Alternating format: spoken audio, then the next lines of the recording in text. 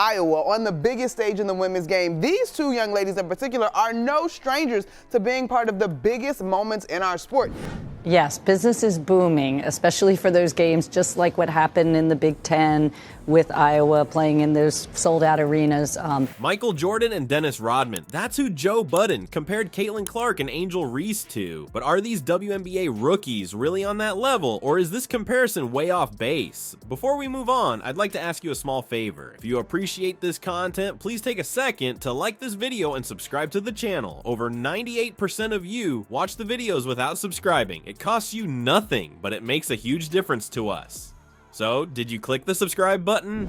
Great, thank you so much. Now, back to the video, and now let's crunch some numbers. Reese is grabbing nearly 13 rebounds every game, while Clark is only scoring 18 points per game. Pretty amazing, huh? Wait, why do some experts still support Reese when Clark's scoring is so high? This narrative is not as simple as it seems. Let's dissect it. Caitlin Clark is scoring an incredible 18.0 points per game, which is more than any rookie. Not only that, but she leads all rookies in assists per game with 8.1. And get this, with 2.8 three-pointers made per game, she leads the entire WNBA in this category. That is a lot of firepower. This is the tough part though. Angel Reese is not content to remain in the background. She has also been performing at an unprecedented level with a double-double run that has everyone talking. It's like to witnessing a match between two superstars who each bring something special to the court. Notes. With stats like that, Clark's got this in the bag, right? Maybe on your mind right now. Not so quickly. Certain analysts are adding a twist to the situation, such as Monica McNutt of ESPN. They are arguing that we should take team performance into account in addition to the box score. Look, Reese's Chicago Sky are still alive to make the playoffs. That is very significant. Impact is becoming more important than personal statistics. Can Clark's unique talent surpass Reese's contribution to a successful team? The question that matters greatly is that. But hold on, this onion has more layers. Ever after being taken off the Olympic roster, Clark's playing has improved. She seems to have determined to show everyone what they're missing after taking that slight personally. Her ascent in the Rookie of the Year competition is a testament to progress and resiliency rather than just numbers. Thus, the debate revolves around individual statistics, team performance, and personal development. You must be spinning in your skull, right? The quote that starts everyone talking, though, comes from Joe Budden. Sometimes being the best player doesn't mean you're the most valuable. Give that a moment to settle in. We are discussing more than just who can post the most eye-catching stats. Comments about the Angel Reese Caitlin Clark race, and I gotta tell you, make some very smart comments. Joe, Caitlin Clark is a hell of a lot better than Angel Reese. We are discussing who is having the most influence on their team, the league, and the actual game. It's like comparing apples to oranges, only these apples and oranges are able to grasp boards as well as drain threes. What does all of this signify for the contest for Rookie of the Year then? This implies that we cannot simply review the statistics and call it a day. Digging deeper, examining the intangibles, and perhaps even redefining what valuable means in the WNBA are all necessary. You may now believe that we have discussed every element of this Clark-Reese matchup. However, what if their greatest influence isn't even felt on the court? Here, an entirely different game is being played that has the power to alter everything. There's more to this rivalry than just who can make more threes or pull down more rebounds. It's starting discussions that go well beyond hardwood floors. We're discussing representation, racism, and what it takes to be a successful woman in modern women's basketball. Consider it. When was the last time you've seen such a stir on social media during a WNBA debate? Not only do Clark and Reese play basketball, but they're also revolutionizing the conversation surrounding women's sports. Not just ardent supporters are glued to their TVs during their matches. There are famous people sitting courtside, packed arenas, and an unmistakable vibe. Not convinced by me? Let's examine the figures. Caitlin Clark received an incredible 733 votes for All-Stars. Angel Reese is trailing closely at 381,055 of 18. That's not just remarkable, it's revolutionary. Speak up and say, we're here, we're watching, and we want more. These are voices, not just votes. It's not all about popularity though. The WNBA is thriving because of this competition. When Commissioner Kathy Engelbert stated, you see, apathy is the death of a brand. Yes, business is booming, especially for those games, just like what happened in the Big Ten with Iowa playing in those sold-out arenas.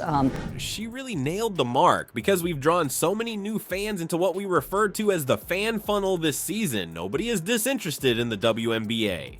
Interpretation: Reese and Clark are playing for more than just their teams or themselves. Their game is about the league's future. New fans are being attracted to the team, and existing ones are being kept on the edge of their seats by every crossover, every blocked shot, and every post-game interview. This is when the exciting part begins. There's more to this than what occurs in the 40 minutes that games last. It has to do with what these athletes stand for off the field. Angel Reese said it best. People are pulling up to games. We got celebrities coming to games, sold out arenas just because of the 2023 NCAA championship game. Caitlin and Angel Reese, coming off of last year's national championship, was the most viewed ever. And now this year we blew those records away, and we're so excited to have Caitlin in the We're at the midpoint of a WNBA season that's been like no other.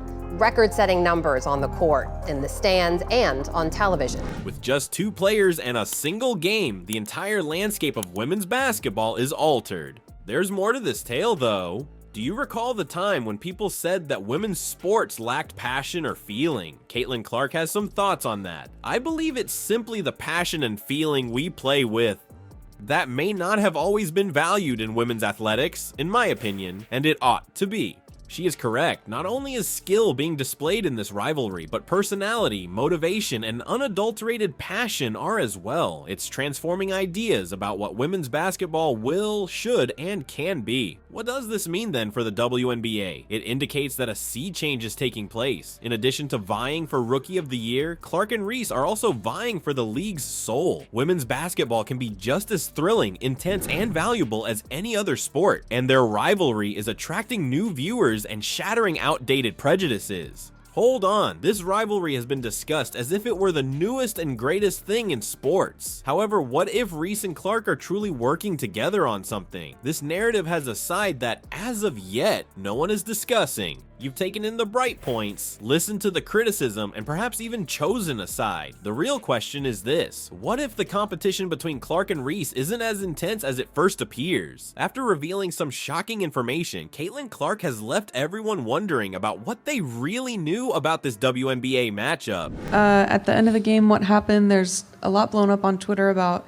Angel Reese following you around, pointing to her ring finger and taunting you. Iowa on the biggest stage in the women's game. These 2 young ladies in particular are no strangers to being part of the biggest moments in our sport. Clark doesn't mince his thoughts. Is she really bringing up rivalry here? There's more media hype than genuine animosity. She stated it herself. It's just a game of basketball. Just take a moment to process that. Clark claims that all of those intense discussions and comparative videos aren't all that profound. But hold on, this onion has more layers. Angel Reese is going in a different direction from Clark, who is trying to be cool. She is not afraid of the limelight. No, she is accepting it. In this story, Reese is taking on the role of the bad guy, and she isn't sorry about it.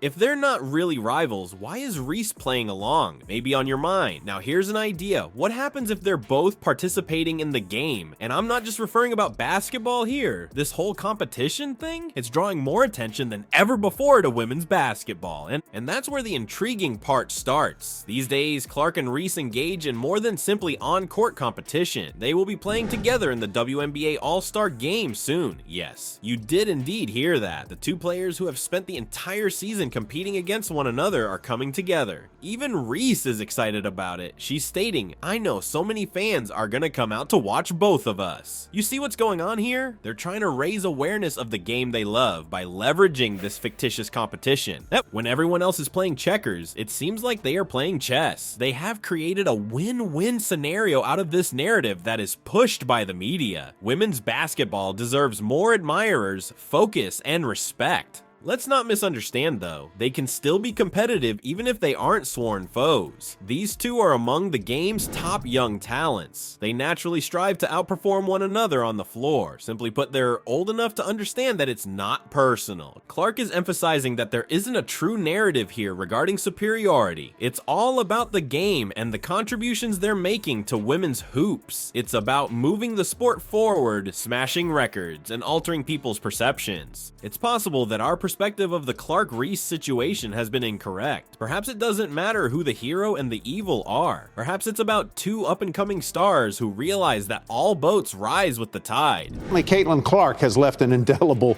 imprint on the business of women's basketball.